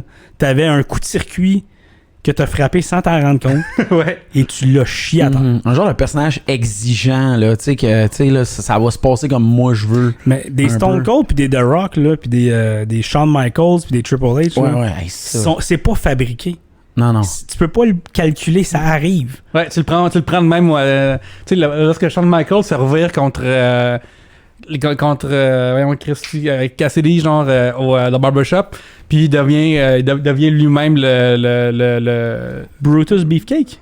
non, sinon c'est Marty Jannetty. Ouais, c'est Marty Jannetty, j'ai dit Cassidy, ouais, parce que Ok, j'avais c'est dit ça. Cassidy. Mais genre, quand cette affaire-là arrive, puis Shawn Michaels devient comme avec Sensation Sherry, puis après la tune devient ça, puis après ça devient ça, puis naturellement, tu laisses évoluer. C'est une affaire il faut se comprendre que c'est des lutteurs, le casting, qu'est-ce qu'ils font, à quoi ils sont bons, tu sais, comme mettons Roman Reigns, ils ont voulu le rendre drôle des fois, puis c'est pas quelqu'un qui est drôle de nature, fait que ça marche pas, puis c'est juste laisse le monsieur être ce qu'il devrait être, là. Ben, je sais pas si je peux parler de ça un peu, là, mais Vas-y. quand j'ai installé le WWE Network chez nous pour le Rumble, après j'ai regardé un peu. Non, c'était avant ça, c'était quand il était débrouillé. Là, je me suis gâté. Un mois après ça, mais je capotais, il était débrouillé. Et je suis tombé sur 2 documentaires de mes préférés, qui est Stone Cold puis The Rock. Wow. Et les deux ont la même trame narrative. Où est-ce que. Toi, tu les as sûrement écoutés aussi, Ouais. là. Où est-ce que Stone Cold était dans une ligue, la WCW, si je me trompe pas, et il s'est trop promettre des championnats parce qu'il était bon. Puis là, à un moment donné, il l'avait jamais. Ça arrivait pas. Puis à un moment donné, il dit ok, tu l'as là. Puis, ah non, il y a un changement, tu l'as pas. Il est fâché. Il s'en va. Il est vraiment fâché. Il y a une ligue qui l'appelle la ECW, puis qui dit hey, on a ça, tu viens de lutter chez nous. Non, fuck off, j'ai haï la lutte, vous êtes tous des mangeurs de merde. C'est un milieu qui me fait chier. Puis il a fait oui, je le sais, je veux que tu viennes dire ça chez nous. Ouais. Et là, ah ouais, le gars fait hein? Fait qu'il est allé, puis il a commencé à envoyer chier à la lutte. C'est ça, Et starté là, là. ça marchait bien. Ouais. Là, ils l'ont monté dans WWE. Et là, ils l'ont appelé le Ring Master. Fait que là-bas, il était au micro, il était carré. Et là, il arrive là, il donne un manager qui parle à sa place. Lui, il parle plus. Il Ah, s'appelle non. Ringmaster, qui est comme le pire nom de l'histoire. Ben ouais, il y a la Ça, Million puis Dollar le Belt. lutteur, tu sais, tant qu'à ça, appelle-le de même. Et là, il est arrivé là, ça a comme pseudo-marché, tu sais. Et c'est là qu'à un moment donné, il a commencé à péter un câble, puis il a dit « Je peux-tu juste être moi, puis faire ce que je veux? » Puis on fait comme rendu là, on n'a plus rien à perdre. Vas-y. Et là, il est devenu lui-même, puis c'est là qu'il a commencé à être vraiment fâché, parce que c'est une vraie haine envers la lutte qu'il avait. Il était vraiment fâché, puis il a commencé à devenir Stone Cold, puis ça a été un méga hit. Mais Et oui. The Rock, c'est la même manière. The Rock, c'est un lutteur de 3e génération, je pense. Et Ils arrivent là, ils ont mis une petite jupette des îles Samoa. Et là, ils dansaient en souriant. Puis ils nous le mettaient dans la gorge, comme Pierre-Luc disait que Roman Reigns. Hey, aimez-les. Et là, le monde laissait. Il y avait des pancartes comme Meurs, Rocky meurt. C'était des affaires de même. Puis, c'est intense, pareil. Genre, comme t'es chez vous, t'as vu qu'un personnage gentil meurt. À quel point t'aimes pas ça, là. Ouais, t'as pris le temps d'aller au Dollarama acheter une pancarte puis un Sharpie pour écrire Meurs de Rock meurt. Et là, lui, un moment donné, on parle de comme 2 ans quasiment de même, où est-ce qu'il est gentil. Puis là, un moment donné, ça ne tente même plus de sortir. Il est avant le show, puis comme j'ai même pas le goût d'y aller. Et là, il en parle avec l'équipe de lutte là-bas, puis il dit regarde, je peux-tu juste faire autre chose, je peux-tu juste essayer de faire quelque chose, puis juste parler du cœur, quelque chose, mais on fait comme même affaire. Rendu là, on n'a plus rien à perdre. Il est allé dans le ring, puis il a commencé à envoyer chier le monde en disant moi, je viens ici à toutes les semaines depuis X temps, je me force, je souris, je viens vous divertir, tout le kit, puis là, tu mets des pancartes que tu veux que je meure. Puis il a commencé à se vider le sac, c'est devenu The Rock. C'est de même que ça s'est passé. Mais c'est tout le temps, puis moi, c'est quelque chose, c'est niaiseux, mais je l'applique en humour aussi, c'est sois toi-même. Quand t'es autre chose, ça marche pas. Ah, j'aime ça, moi, ça. Les lutteurs, puis la lutte puis l'humour, c'est bien connecté. C'est vrai, pareil. Super connecté, je trouve. Quand t'arrives sur scène, là, l'entrée, qu'est-ce que tu dégages, ça se passe vite, hein. Il y a une notion de première impression, tu sais. Quand tu recommences à écouter la lutte sans explication, il y a un gars qui te trippe qu'il a rien fait de plus spécial, mais toi, t'as trouvé que lui, il était cool, tu sais. Mais j'avais entendu un moment donné que les humoristes, on est tous des rockstars manqués. Ouais. Mais je rajouterais qu'on est des lutteurs manqués aussi. Je pense qu'on a un mix de ces deux ratages. On a des gars qui voulaient pas monter sa 3e corde. On n'est pas capable. Mais honnêtement, je trouve ça cool parce que moi, ce que je remarque beaucoup, c'est que cette époque-là, des lutteurs que tu as dit là, les périodes au micro, je les aimais vraiment beaucoup. Je trouvais que dans ce temps-là, le côté stand-up, le côté comment insulter l'autre, comment amener ça excitant, les phrases catchy, tu sais, what? Tu sais, tout là, c'est fou comment aujourd'hui je n'en connais pas. Mais dans ce temps-là, j'ai trouvé tout incroyable. Tu sais, tout le monde trouvait ça cool de... Tu sais, même dans la vraie vie, là, suck it, pis tout, de remettre ça, c'est fou comment il y avait le don de développer des éléments que... ça allait amener ça encore plus loin, là, tu sais. Fait que moi aussi, je trouve que de dire que le gars, il avait une attitude que même si tu l'aimes, t'étais pas capable de te dire qu'il t'aimerait peut-être probablement pas si tu voulais être chum avec, là, tu sais. Moi, c'est ça, c'est cette période-là qui m'a donné une grosse dose d'adrénaline, un gros coup de cœur, là, tu sais. Parce que c'est important à la lutte, une affaire qui est vraiment, vraiment importante, puis c'est ce qui fait que, genre, j'écoute quasiment pas ce temps-ci, c'est que le public, la foule, c'est un élément incontesté, puis c'est important. C'est une affaire que peut-être que oui, dans tous les sports tu peux le faire, mais genre là c'est carrément une façon d'interagir avec le monde. Tu sais, tu peux pas huer chez vous Darth Vader. Tu peux, mais il va pas t'en tourner pour faire comme je peux pogner parce qu'à la lutte ils peuvent pogner un gars en avant qui est un genre de figurant puis le bardasse parce que tu m'as hué là. Tu sais, puis le public peut crier des shit puis ils répondent aux huées des fois aussi, puis c'est drôle. C'est ça, fait que c'est vraiment comme fait que ça c'est vraiment cool puis c'est vraiment important le public pour moi à la lutte. Ça fait en sorte que c'est ça qui rend la chose unique aussi. Je comprends. Ça rajoute à ce qu'on disait tantôt. Est-ce qu'en ce moment, le public décide souvent de ce qui va arriver parce que, pas souvent rapidement, là, mais mettons comme un gars que tu hues constamment, peut-être qu'il va devenir méchant à un moment donné. Parce que, tu sais, mettons, il est gentil, puis tout le monde l'aime pas, mais ils vont changer de quoi, tu sais. Sauf que là, il n'y a plus cet élément-là. Donc, tout ce que t'as, c'est le monde qui décide dans les bureaux. Ouais. Puis, il suffit à personne à ce temps. Le meter, il est pas aussi instantané. Hein? Parce qu'il y avait beaucoup de surprises. Là, je me souviens, à un moment donné, Mike Tyson était dans le décor. Puis là, il est revenu récemment, en plus. En plus, tu sais, comment il s'appelait, là, justement, le Degeneration X, tout. Puis, tu sais, il y avait le don de rendre ça. Les montées, là, ils étaient longues, là. Tu sais, c'était des affaires... Ça venait viscéral, là. J'ai assez hâte, esprit qui monte, là, tu sais. Il y avait beaucoup de fantaisie dans les scénarios, tu sais, puis des combats originaux, là, tu sais. Les ceintures suspendues au-dessus, tu sais, ça, c'était spectaculaire. L'affaire la plus satisfaisante à la lutte, là, c'est quand un petit mangeur de marde, mais il pogne se fait péter à la gueule, puis comme il le mérite, là. Moi, c'est quasiment mes bouts préférés quand le petit mange-marde qui poke l'autre pendant un mot ou deux. Finalement, l'autre le pogne, là, pis t'es comme, oh, c'est le fun. Fait que t'as tout le public en même temps qui embarque, puis c'est vraiment cool parce que, genre, ce petit mange-marde-là, il triche. Ce petit mange-marde-là, il envoie du monde à sa place pour se défendre. il va perdre, fait que là, il va faire se qualifier à la place de perdre pour de vrai. Mais tout le monde aime mieux les méchants que les gentils, tout le temps dans la lutte, je pense. Là, c'est juste le fun. Mais les méchants qui sont le fun à se faire battre, genre. Ouais. C'est comme je comprends ce que tu veux dire, là. Ça saillait. Tu sais, Jericho, dans le temps, ça n'était un quand il se faisait péter, j'étais genre, t'es mon maudit. Mais imagine ce gars-là, OK, que il est en train de manger une volée dans le ring, puis tout le monde cheer au max, puis t'es comme, yeah. Ouais, je comprends ce que tu veux dire. On est au max, là. Il y a 2 lutteurs québécois qui sont rendus là. Il y a Kevin Owens et Sami Zayn. Et quand ils viennent à Montréal, le monde capote, c'est sûr. Et Sami Zayn, il arrive, il fait un gros speech au début, parle en français. Le monde capote, puis après, il envoie chier tout le monde. Là, le monde l'a eu. Imagine-tu ce gars-là dans son chest, il est comme, que j'ai du fun. Que c'est le fun de ma job. D'ailleurs, il faut en parler. Est-ce que vous avez des bons souvenirs live de la lutte, en personne? Est-ce que vous considérez que la lutte est vraiment faite pour être écoutée à la télé ou sur place, c'est vraiment quelque chose de spectaculaire? J'aime mieux à la télé. OK. Parce que sur place, c'est long. Chez nous, on peut l'avancer.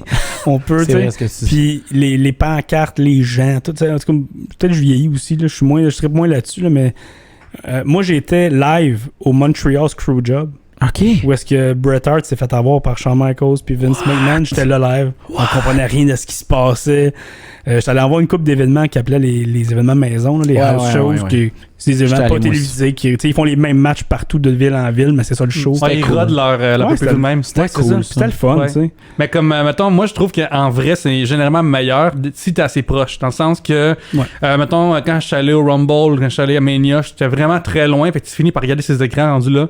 Fait que c'est plus une affaire de j'étais là que genre c'est vraiment cool. Ouais, exactement. Mais, mettons, la lutte québécoise est super bonne, genre. C'est en plus ça que j'allais dire, tant qu'à y aller live, t'es aussi bien d'aller voir de la lutte québécoise dans une église de Schlaga. Non, c'est ça, mais c'est même pas tu sais, la IWS, on est dans des beaux locaux, pis c'est super bon. La LDDC, c'est dans Hochelag, mais c'est c'est du calibre incroyable. Battle War, au Fun électrique, c'est super bon. Puis Battle War, ils ont une histoire continue qui est super bonne aussi. Puis eux, ils se forcent sur leurs histoires. Fait que c'est vraiment cool. Ces 3 ligues-là, là, tu te trompes pas quand ça va dans ces 3 ligues-là, c'est super bon. Moi, j'étais allé au Fouf, c'était écœurant. Puis le ring, à cette heure, ce qu'ils font, c'est qu'ils mettent des rings bas. Il est ça d'eau. Comme ça, ils ont plus besoin de se soucier des plafonds puis de pogner des grosses places. Fait que t'es debout, t'es à hauteur de la 3e corde ou t'es assis sur ta chaise à hauteur de la 2. C'est écœurant. Là, tu reçois sueur du gars d'en face. Pour qu'on se tasse en fait des fois quand ils se lancent. Mais les Fouf puis le LDDC qui font ça au bar 9-9 dans Hochelag, man, c'est un bon niveau. Trippé ta soirée. Puis moi, j'ai été annonceur pour ce gars. Ils m'ont demandé d'être le ring announcer. Fait que je présentais les lutteurs. Et il y a un gars que j'ai présenté qui est présentement à la AEW.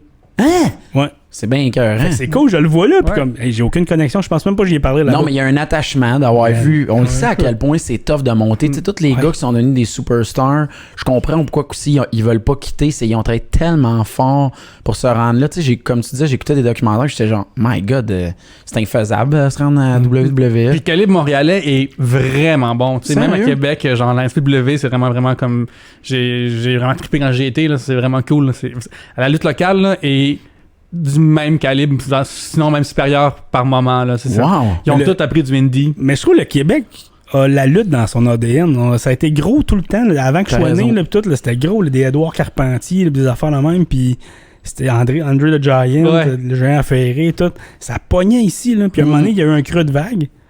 Puis on dirait que c'est là que la Tattoo d'Era est arrivée, puis nous on a aimé ça. On a embarqué là-dedans. Puis là, on dirait que ça revient tranquillement à cause juste. Puis pas parce que ça pogne, c'est juste parce que c'est de la qualité. Là. T'as raison. Moi, je trouve aussi que le fait que quand j'étais jeune, je pouvais l'écouter en français, c'est niaiseux, mais je comprenais quelque chose.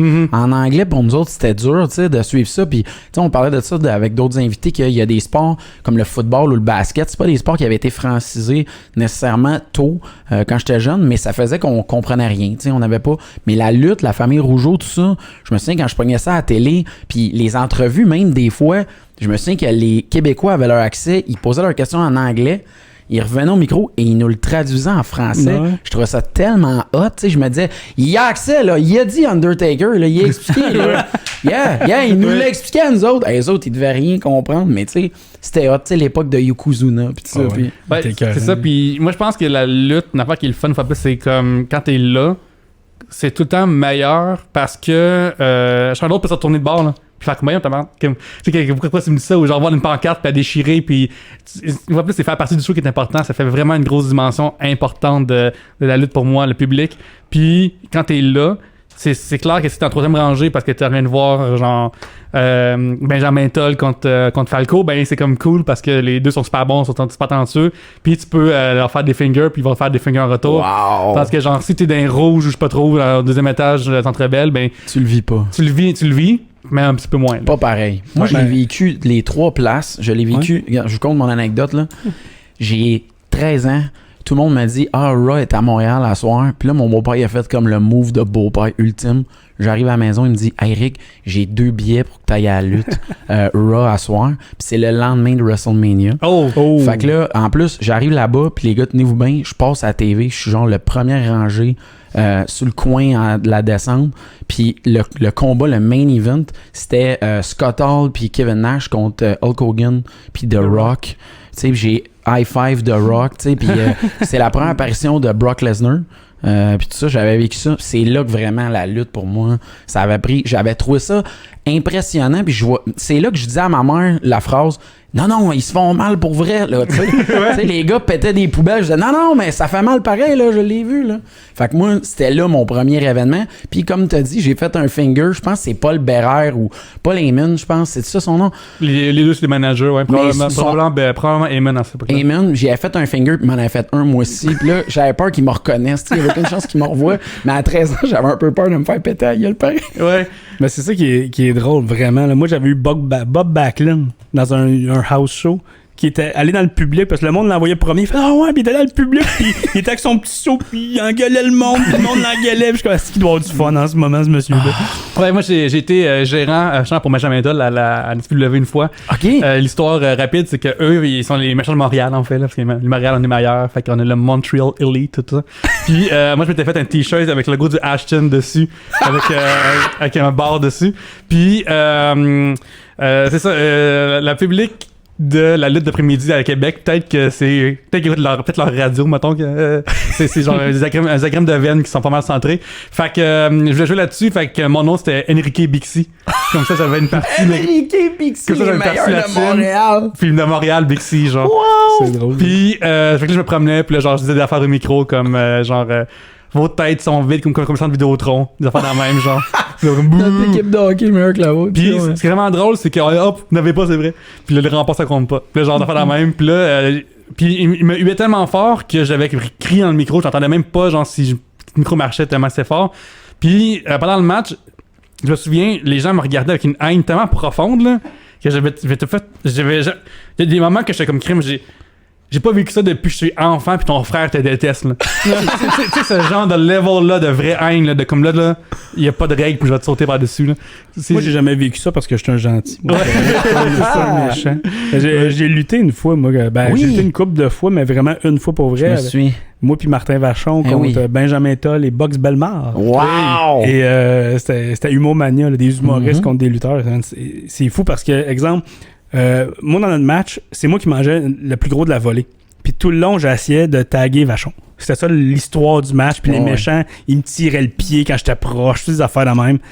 Et j'ai tellement trippé là, parce que pas manger à voler, là, ils m'ont tabassé, mais là, à chaque fois que j'arrivais de même, j'étendais le bras, puis j'y arrivais pas, le monde était fâché. T'avais réussi à provoquer ça. Oui, puis un moment donné, je réussis à taguer Vachon, il rentre, il pète l'autre, mais l'arbitre l'avait pas vu à cause de l'autre méchant qui le distrait. Fait que l'arbitre, qu'est-ce que tu fais là? Toi, il ramène Vachon, il chiale le monde. Écoute, le toit, il popait, le monde tellement il criait. Vachon, il était sur le bord des gars. Vous m'avez vu, il m'a tagué, le monde. Ouais! Puis, écoute, c'était écœurant. Puis quand je l'ai finalement eu, et ça a explosé, là. Ça a explosé. Puis je vois mon chum, Vachon, comme il m'a un chum. Il rentre hypé comme un lutteur. J'étais couché à terre dans le coin. Puis je le regarde, je suis comme... Ah, que c'est hot.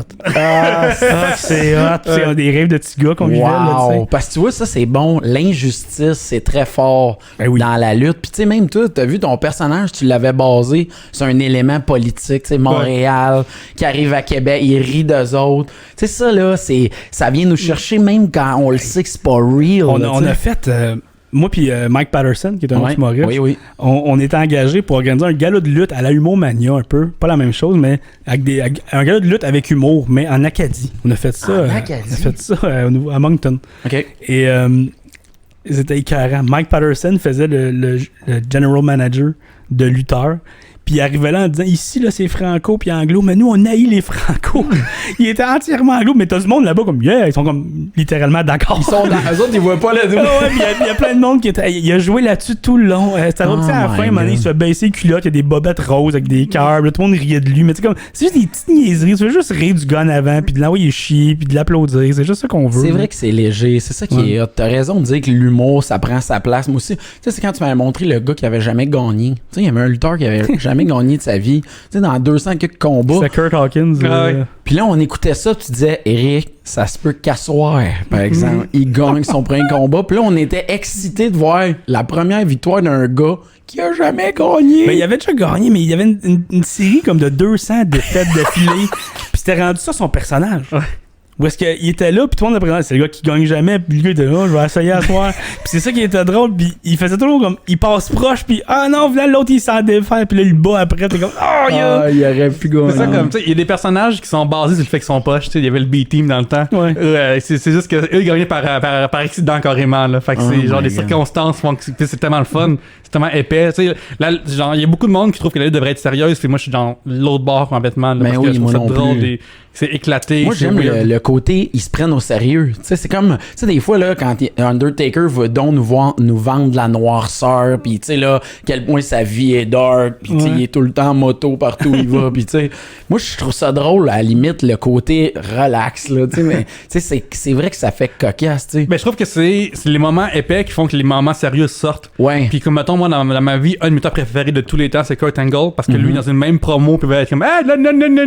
Puis là, à un moment donné, paf, snap. Là, tabarnane, là, c'est pas vrai, là, puis savoir que je vais te taper. Je comprends. Puis ça, genre, je trouvais que ça était tellement bon parce qu'il était drôle, mais quand c'est important, puis il y a pas tant de lutteurs qui peuvent faire ça comme il faut. Ça, c'était le gars des Olympiques, c'est ça? Ouais, le gars, ça, c'est le gars que, dans le temps, il avait été approché par la SCW, la SCW, pour venir à la lutte, tu sais, genre, viens à la lutte.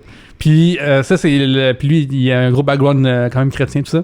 Puis c'est la fois où est-ce que des lutteurs sont fait crucifier sur le show, là.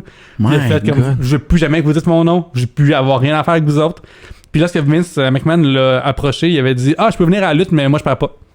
Genre, moi, je suis le gars des Olympiques, pourquoi je perdrais contre du monde par rapport? Puis là, il explique que la lutte, ça marche pas de même, man. Puis, tu sais, voir Kurt Angle perdre.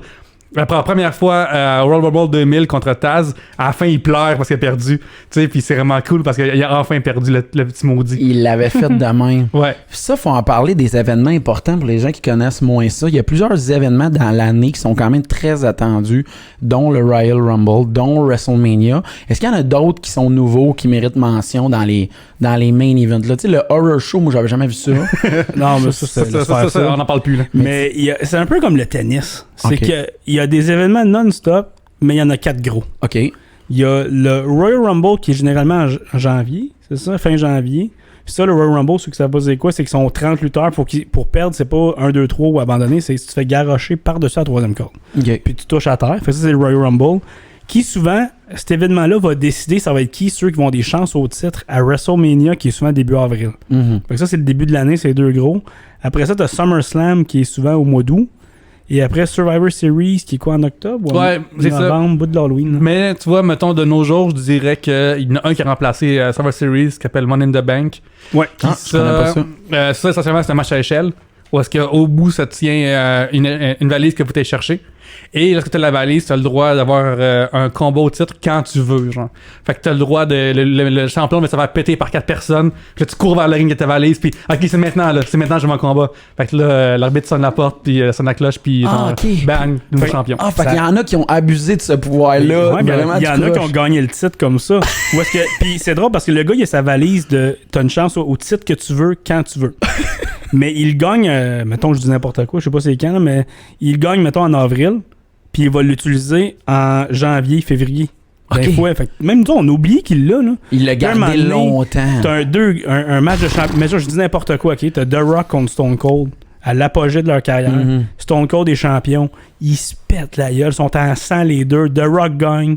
Ou Stone Cold garde son titre contre The Rock. Finalement, il est comme, il est en sang, il est mort. Une musique qui part, le gars il arrive avec sa valise maintenant. Quand un gars arrive, wow! Puis souvent ça arrive qu'il gagne le titre. My fait que là, t'as Stone Cold, je l'ai gagné. Fait que là, tu vis ça chez vous, la musique part, l'autre il arrive en 2 minutes, parce que l'autre est magané, il bat, puis il est comme nouveau champion, bye, puis tout le monde est Incroyable. Des fois, il s'enfuit à temps, tu sais, c'est qui est cool. Comme, oh man, il va venir, puis là, pam, quelqu'un arrive, il vient le défendre. Incroyable. C'est déjà arrivé, mettons, je pense que c'était du bord des filles, que la fille est comme, je veux l'utiliser, puis elle parle avec l'arbitre, il est comme, t'es sûr, puis la regarde. Oui, je pense que je vais l'utiliser. Puis là, elle se retourne, puis la fille est sortie du ring, puis elle est partie. Déjà. Puis là, il est comme, ok, non, pas tout de suite, redonne-moi ma valise. Fait que c'est drôle, il joue beaucoup avec ça. Ça, c'est hot. Mais ça, c'est le truc One in the Bank. C'est ça que ça s'appelle? Money in the Bank. Money in the Bank. Généralement, c'est 6 lutteurs dans un combat d'échelle. OK. Fait que t'as la valise accrochée en haut, mais ils sont 6, fait qu'il y a beaucoup de Ça stands. donne un gros combat. Ouais. Mettons, cette année, ce qu'ils font, vu qu'ils font cette année, chaque pay-per-view, chaque événement mensuel, a un combat qui est, on peut dire, cinéma, mettons, un peu. Oui. Puis cette année, c'est le Money in the Bank. Fait que là, ils ont décidé de rentrer dans le building, puis ils étaient out top du building, sur des explosions. échelles. Puis tout, ouais. OK, ça, je l'ai vu. C'était ça, je me demandais. Le Royal Rumble, est-ce que tu es obligé de, si tu le gagnes, de défendre la ceinture à WrestleMania? Mais ou ça peut se passer avant? Si tu le gagnes, tu as une chance pour la ceinture à WrestleMania. Automatiquement? Ouais, généralement. OK. Qui est quand même, est-ce que c'est un des événements les plus hot à regarder ou il y en a d'autres qui méritent vraiment notre attention? Moi, je trouve que c'est le meilleur moment Rumble, pour rentrer un nouveau fan dans la lutte. OK. Genre, tantôt on en parlait avec, on n'est pas proche de janvier encore, mais je trouve que c'est le meilleur moment parce que c'est là que tu vois un éventail de personnages, là, OK. rapidement. Puis... Ben, tantôt, je te disais que quand j'ai recommencé après comme 15 ans à écouter la lutte, c'était le Royal Rumble. OK. J'avais un événement chez nous. OK. Fait que je l'enregistrais. On était peut-être, je sais pas, 8-10 chez nous à cette époque-là. Puis, à un moment donné, il est rendu comme minuit.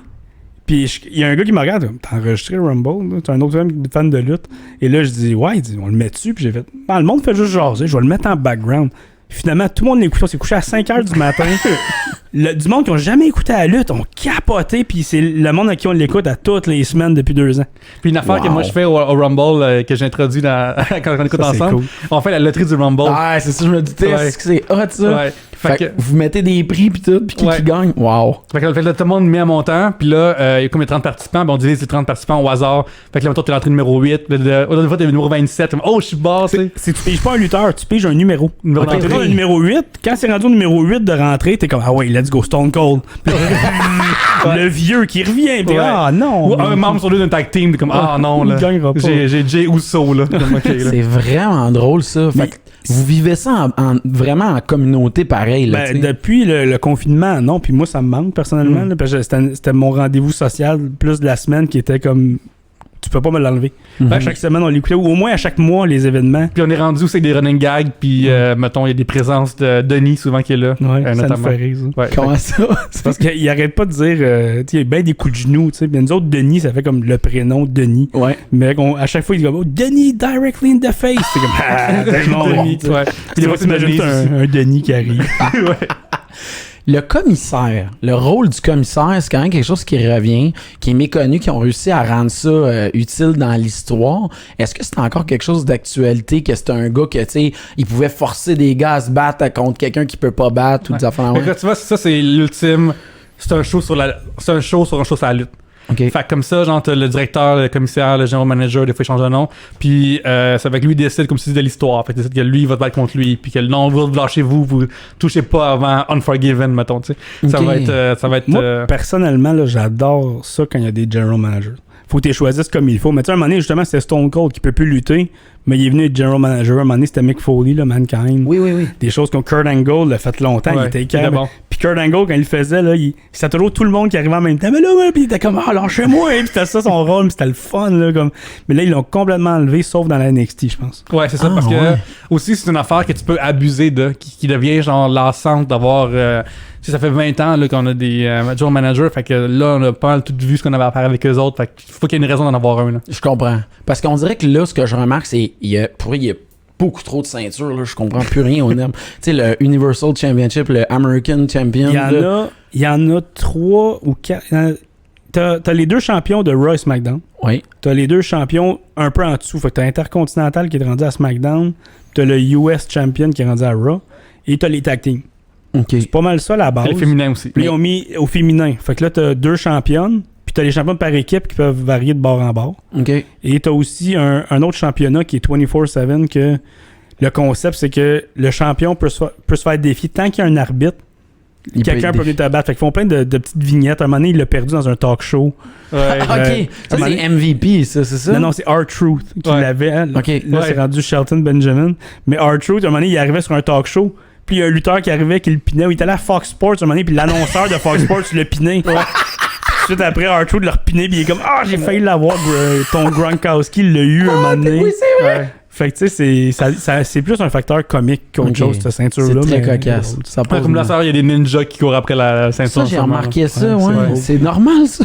Mais c'est ça, comme cette ceinture-là permet de faire de la même. Là. Quand ils la font bien, là, c'est super drôle, super efficace. Pendant un bout de temps, c'est l'affaire la plus fun qui fait écouter. Il y a un an, là, j'ai écouté la lutte pour ce champion-là. Là. OK. Parce que c'est ridicule, c'est le fun, c'est tata. Tu sais, à un moment donné, il se déguise dans le public. Fait que là, genre, il arrive déguisé en costume d'époque. Comme, hey, c'est pas moi le champion. Fait que là, tout le monde le découvre, puis il faut qu'il s'enfuit. Il se cachait dans une boîte en arrière. Ouais. Puis en tout cas, c'était drôle. C'est écœurant. La place des femmes, les gars. Est-ce que vraiment les femmes en ce moment dans WWE, ils ont vraiment pris le main course, là, on dirait, là? Écoute, ça fait plein de fois que j'essaie d'intervenir, pas que j'essaie de m'empêcher, là, mais que j'essaie de trouver une manière que ce soit fluide ou quelque chose parce que ça répond à toutes les questions que tu as posées depuis le début. Les événements ou qu'est-ce qui a changé ou toute la kit, là. Les femmes, c'est le plus gros changement. Parce qu'à Tattoo Era, on l'écoutait tout le monde, nous trois en tout cas, là. Un match de filles, là, c'était un match de 5 filles en lingerie qui se donnent des coups d'oreiller. C'était ça la lutte féminine dans le temps. Exact. Et il y a personne qui aimait ça, sauf peut-être les Américains sudistes là, qui tribaient des filles en bikini. T'sais, c'était juste ça. Mais c'était poche. On accélérait ça, c'était de la boîte. Là. Ouais, puis pendant longtemps aussi, les femmes sont fait dire de pas être bonnes. Ouais. C'est arrivé souvent que, mettons, les agents qui décident des combats disent OK là refaites le match, vous êtes trop bonne, pas le droit de. Tu sais, il faut que Jericho intervienne pour que des filles puissent faire un genre dropkick là. Sérieux? Ouais. Puis c'est ça, puis à cette époque-là, t'étais belle, t'étais pas bonne. Ouais, t'étais belle. Vrai. Puis c'était de la vidange comme produit là. Mais aujourd'hui, écoute, la lutte féminine, j'aime quasiment plus ça que la lutte masculine. Sérieux? Je trouve que les filles sont bonnes, sont innovatrices, ils ont des personnages, les histoires que les filles. C'est vraiment le fun. C'est un peu comme encore le tennis. Où est-ce que le tennis féminin, là, je trouve qu'il y a des bons échanges. Il y a un autre rythme, effectivement. Puis les gars, c'est juste le plus fort. Ouais. Tu sais, c'est un peu ça, mais les gars, c'est un peu ça. Des fois, c'est juste deux gros colosses et stéroïdes qui se tapochent. Tandis que les femmes vont faire des vrais matchs, tu sais. OK. Puis j'aime ça. Puis ils ont fait un événement, je pense que c'est il y a 2 ans ou l'année passée, qui s'appelait Evolution. Et c'était que des femmes. Wow. C'était la première fois de l'histoire, je pense qu'il y avait ça. Et c'était écœurant, mais ils l'ont plus jamais refait. Je pense qu'ils l'ont fait pour dire qu'ils l'ont fait. Ouais, c'est plus ça. Ça, c'est triste un peu. Mais moi, je m'attendais à ce qu'ils reviennent à chaque année, cet événement-là. Puis s'il était là, ça aurait été un de ceux que j'aurais mis dans les 4-5 à écouter dans l'année, je pense. Absolument. Puis, c'est une affaire qui est vraiment le fun aussi, c'est que les femmes peuvent être aussi très méchantes aussi, ou peuvent être aussi méchantes que les hommes. Tu sais, dans le sens que, mettons, une époque où est-ce que il y avait genre juste la mean girl de la classe, là.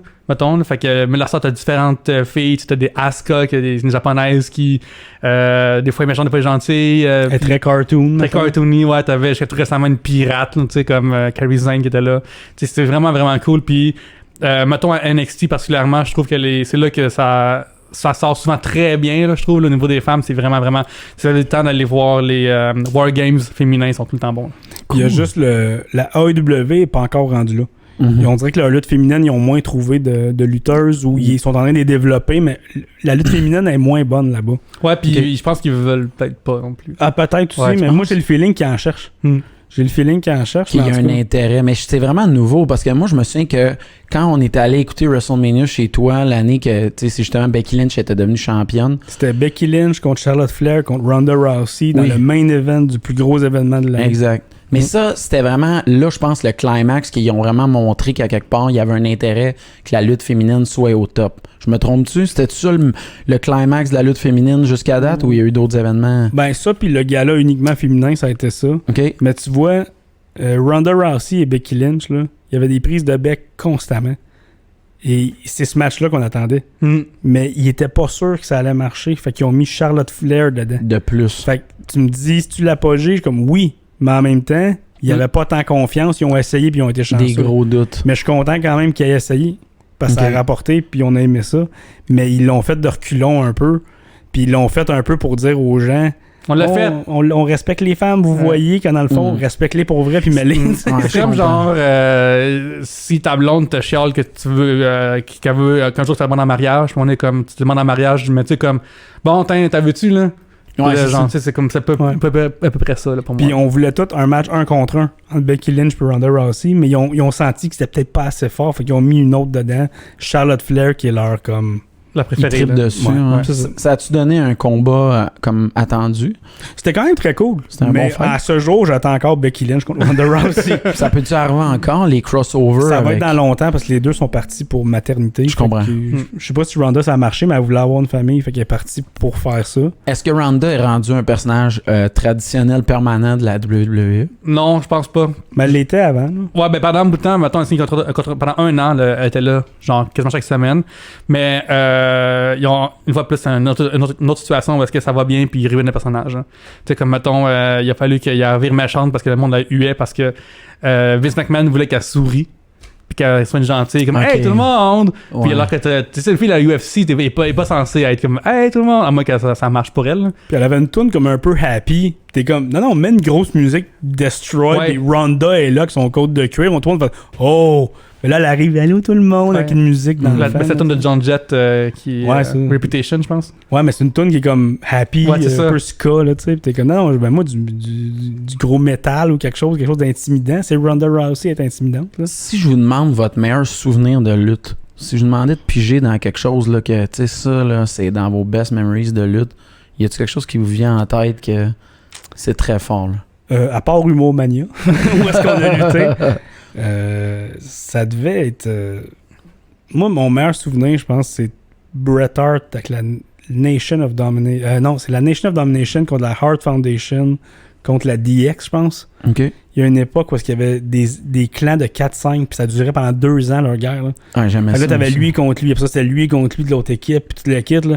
Ça, c'était cool, mais sinon, c'est la NWO. Là, quand ils sont arrivés, Ah ouais. puis la guerre du lundi soir qu'ils appelaient, là, entre les deux ligues qui jouaient en même temps, Ça, c'était malade. à des postes différents. Puis en tout cas, la NWO, pour moi, ça a été Ça, c'était... majeur. Écoute, on n'a jamais vu ça. Là. C'est la première fois quasiment qu'ils ont brisé le moule où est-ce que c'est pas un lutteur qui changeait de bord. C'est le gars qui faisait un lutteur là-bas, qui arrive avec son vrai nom ici, puis qui fait comme si c'était pas arrangé. Ah ouais, là, ça faisait jeu vidéo, On a là. capoté, en titi, là. Ouais, ils ont levé le voile sur la lutte. Moi, je dirais probablement le Royal Rumble 2001. Genre, c'est probablement mon match préféré. J'en ai déjà fait regarder chez vous. Je pense que tu le réécoutes aux 3 mois. Je réécoute, je pense, aux 4 mois, je pense. Tu nous environ. racontes un peu? C'est mon match préféré au complet. J'aime tout parce que c'est un match qui se passe par segment. Fait que t'as le segment au début des Hardy Boys qui se battent entre eux, puis finalement il reste quelqu'un.